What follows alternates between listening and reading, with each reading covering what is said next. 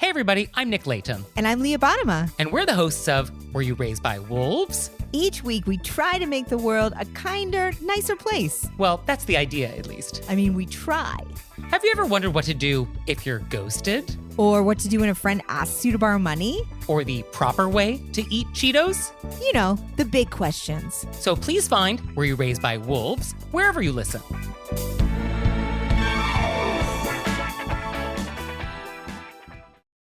You're listening to Heritage Radio Network. I'm Lou Bank. And I'm Greg Benson.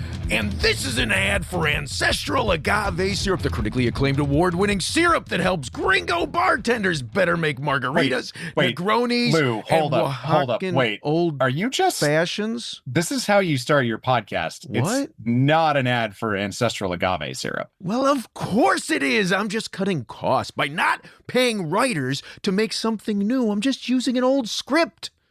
You pay writers? That's some kind of jab? No, I'm just saying that. What are you saying? Well, look, we've got this amazing syrup that's made in an ancestral manner, cooked down from the sap of the agave, harvested the way these families would to make pulque. It's a quality product. It deserves a quality presentation. Yeah, okay, hang on. Ancestral Agave Syrup is made by real families following traditional methods. Unlike the industrial Blue Weber syrup you get everywhere else, Ancestral is cooked down from agua miel, harvested from Salmiana in Hidalgo, Mexico.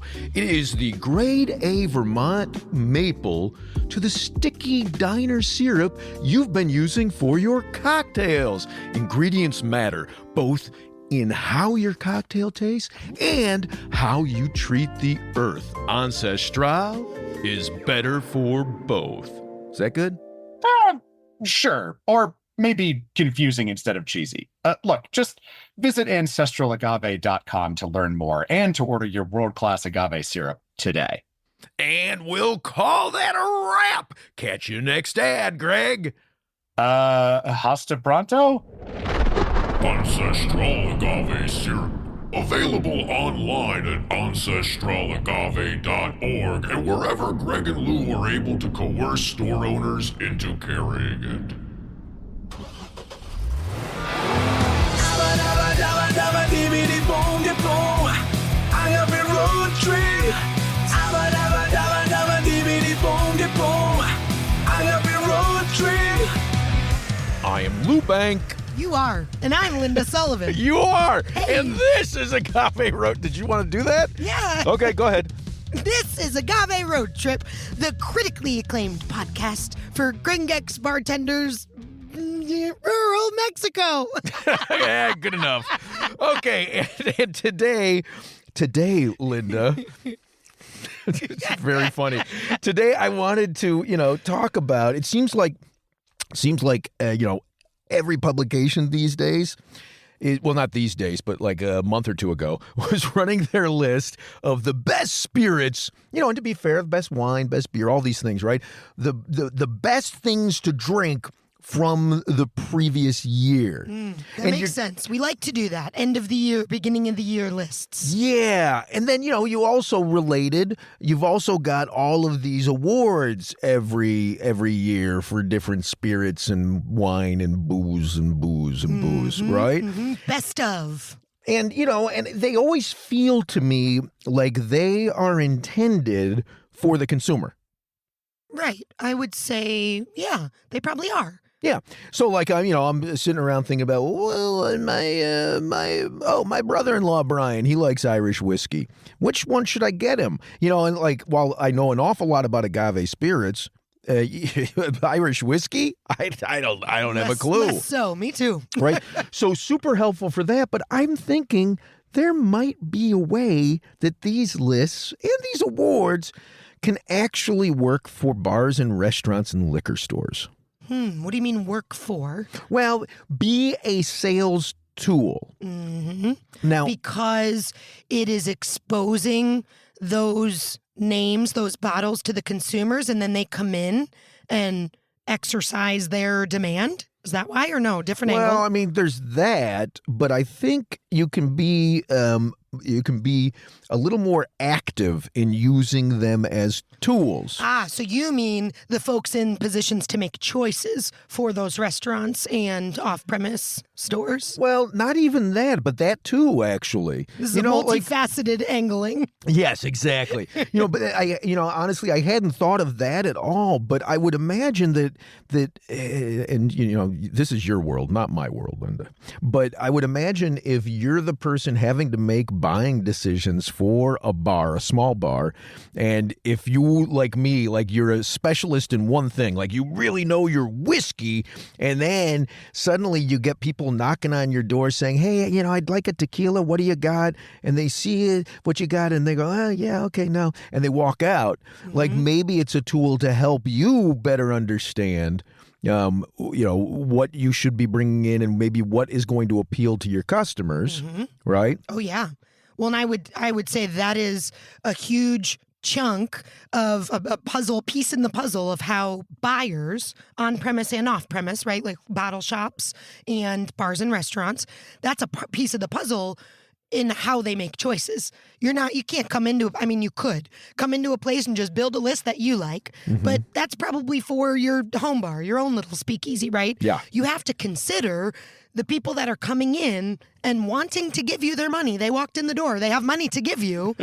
And you can't just put all your favorites on. You have to think about, I maybe have a certain demographic. In the summer, my restaurant has a patio, for example. If I don't like rosé, am I not going to put any on the list? No, that's goofy. You have to, it's part of your responsibility to put some of those crushable rosés on the list, whether you personally like them or not, right? That's the professional, role that you have in that position. Yeah, exactly that. So I think, it can help with that depending on the list, right? Like some of the lists, like I think about the guys at the Beverage Testing Institute sent me their list last year so I could do a thing on it for New City, an article on it. But their list to me is like super high end. It's like who's like, if you're a geek, this is your list. Like extra nerdy, less approachable, but... Yeah, but I'm thinking like the list, less approachable if you're talking about your average consumer. Exactly, right. Those will be probably, but less approachable, and thus the goal of the article, I would think you or whoever's writing that, maybe the list is less approachable, but by putting the list out, you are maybe making it more accessible. Right? Oh, getting more people interested. The familiarity of, maybe a producer name. I saw Del Maguey and Vago were on that list. And sure, from the Beverage Institute. Maybe somebody reads that and they say, I'm curious about mezcal, but I never knew that existed. Now they have a tool, a piece of information to go in and say, with their list right there, pull it up on their phone. Do you have any of this Vago?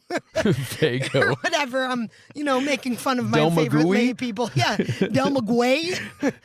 And they now are, I like that because they're sort of empowered by that information to make requests that they may otherwise have never even known to make. You don't know what you don't know. God, you just made me realize something about that list. I didn't even recognize that I was looking at it. Because as I was looking at it, like obviously, Del Maguey Vago, pretty standard for if you want to get a start in mezcal, this is where you start.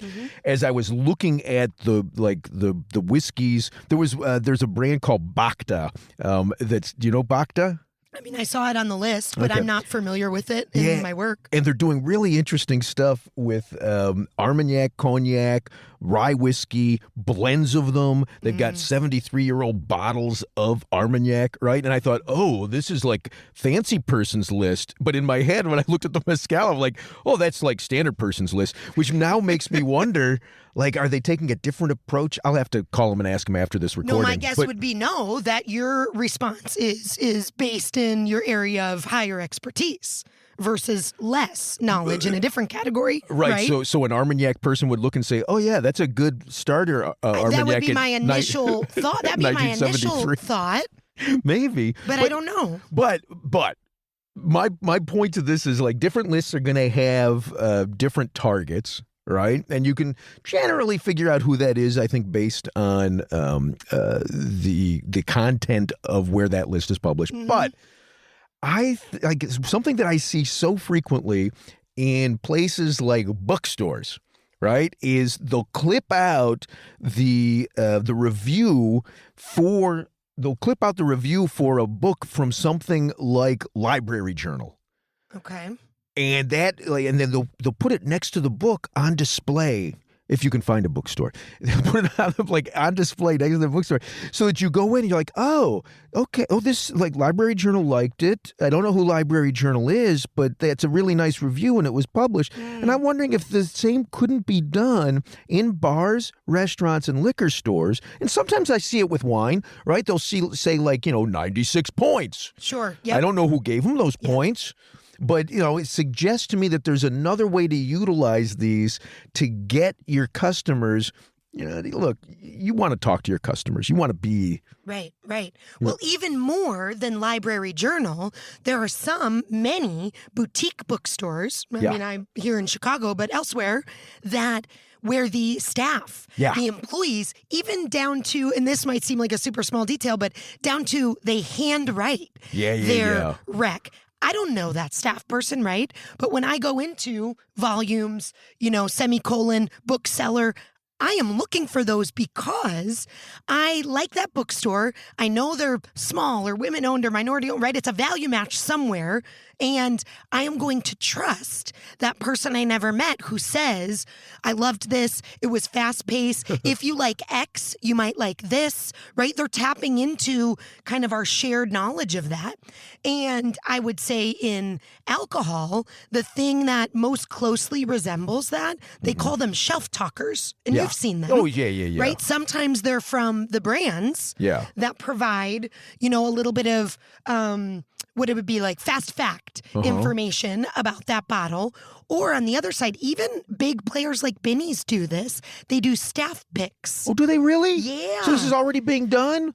It is being done, not everywhere, but sometimes when I teach a staff class at Binny's, I will come back and see that the bottle that I taught about has a staff pick label.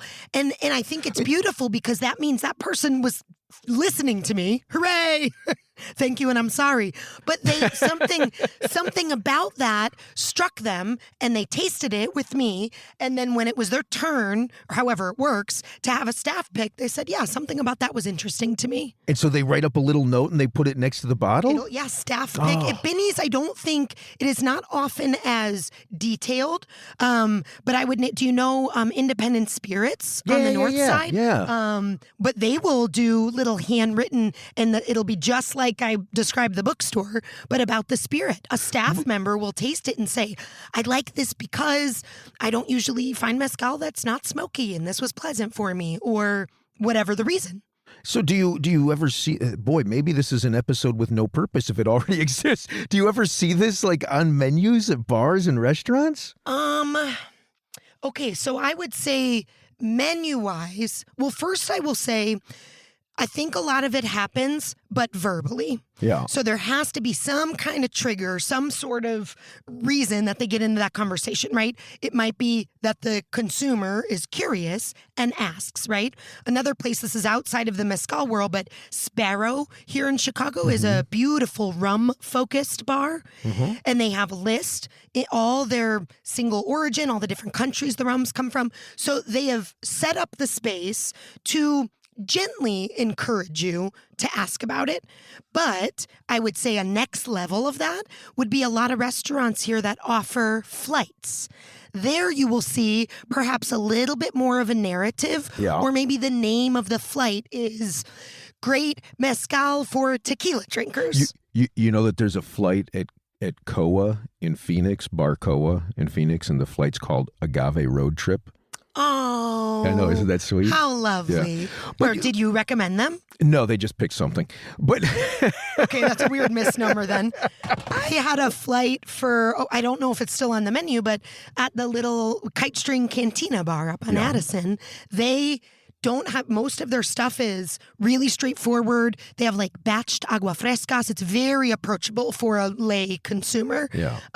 But they don't really have a back bar. You can't choose fancy whiskeys and stuff, but they do have a little mini back bar of agave because that's what they've selected as their focus. Oh. And there's a couple flights. One of them, I was teaching classes there for a while. One of them was Linda's Picks. Oh. And it had Matachine, San Lucy, and it Nice. was all Durango, Guanajuato, San Luis, Nice. the non-Oaxacan states, because I think that's cool and people should have an access to that, So I do see it in some places. Typically, I think they're a little nerdier, or maybe the person that's curating the list has some nerdiness. And like we mentioned earlier in the episode, you are in a position to present some items that are consumer friendly, right? They're going to move. You've got bills to pay, right? Yep. You have to strike a balance there. Oh, sure. But maybe you have space on your menu to say, here's 2 pre-selected, curated flights in whatever spirit. Maybe it's neat spirits. Sometimes it's little cocktail samples, or at a brewery, little beer flight with info cards. Yeah, and they yeah, give yeah. you just a nugget to kind of put you deeper into that niche, and that can expose people to stuff that they've never known. They wouldn't have known otherwise. And and I think adding to that, like the description, and I love the description as long as you're not claiming it's all about the age of the agave. I love that, but I also love the idea that you say something like the Beverage Testing Institute ranked this as the best or the second best mezcal of the year for 2023, and our bartender Linda says that she loves it because it reminds her of fluffy pillows and jelly beans. Love it. Right. Let me find that spirit. Right. Fluffy pillow and jelly bean spirit. And I think part of that is just, it's sort of like, when we did the episode about tastings, right? And you smell it first, and you're trying to get somebody to approach it with an open mind. I think you give them more confidence when they see, okay, an institution says this is good, and a local bartender says this is good. I think it's safe to try this, and you're going to be more open-minded to that it's probably good. I do agree with that. I have some cognitive dissonance around how we qualify something. Stop laughing at me. You're doing my silent laugh right now. Sorry. About how we qualify a category that is in large part subjective. Oh, right? Not in large part. Well, it's entirely. No, it's not exclusively, because there are methods and details about production, I think, that are better is such a fluffy, boring, non-specific word, but you don't want that are like, kinder to the spirits, environment. Okay, well, I mean, not necessarily, but there are spirits that have faults, right? You can smell a wine that is more frequently corked, right, or something like that. There are faults in this category. But you might like your wine corked. Lou, that's pushing that boundary. No, I don't little think it is. far. I don't think it is. No, there are certain things in each category that are considered okay. In brewing beer, Yep. a lot of folks have a lab on. Well, actually, I should say not a lot of folks have a lab on site. It's considered like a black lab or a gold? luxury. You would say that. Yeah. We always bring it to dogs. Yeah. No, a testing lab for quality testing. And they'll put out, sometimes for their staff, the lab will put out samples of beer, and one of them, it's a sniff test. Yeah. One of them is faulted. You are not allowed to can it and sell it. And the brewers come around and taste, and it exercises their ability to find faults. But even there, and boy, we're really off the topic now. But get to the point because of you. I know, sorry, but I will say that I like my friend Mike Shalau at Iswas Brewing. Mm-hmm. Like he built a whole business around that of.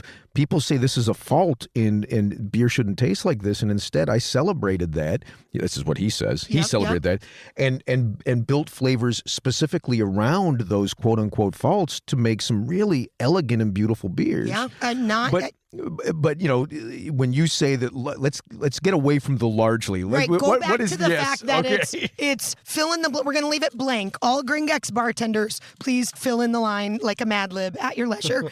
But at least a portion, maybe all, of this category is subjective. So I do feel I am holding some discomfort, even though the Beverage Testing Institute or whatever entity, right? We've talked before about Punch. That's a huge resource that a lot of gringx bartenders use. Mm-hmm. Are they always right? Well, we would say we would push against that, right? Our episode that we nobody's did with always the right. Oh, with wait. the bottles that they recommended for cocktails and what was maybe lacking that on that was list. Punch, That's wasn't the episode. that? That was Punch. Yeah. I But forgot also about that, the yeah. ones the Vinepair and Wine Enthusiast, and there are a number of entities that will put numbers and I hold just a little bit of tension there, because how are we putting a 92 or a 96 or a best of 2023 on something that's subjective? Yeah. Right? The Beverage Testing Institute, the folks there surely know more about spirits than I do, yet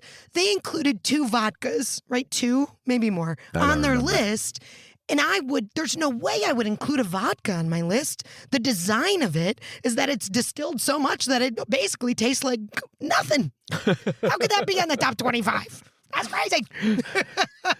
Well, but if you think about the number of people who drink vodka, and you're trying to make a list that actually works for everybody who drinks. This is the rosé on the patio. You're putting it on because it's part of your role to appeal to those people. In which case, how much of a best of list is it really?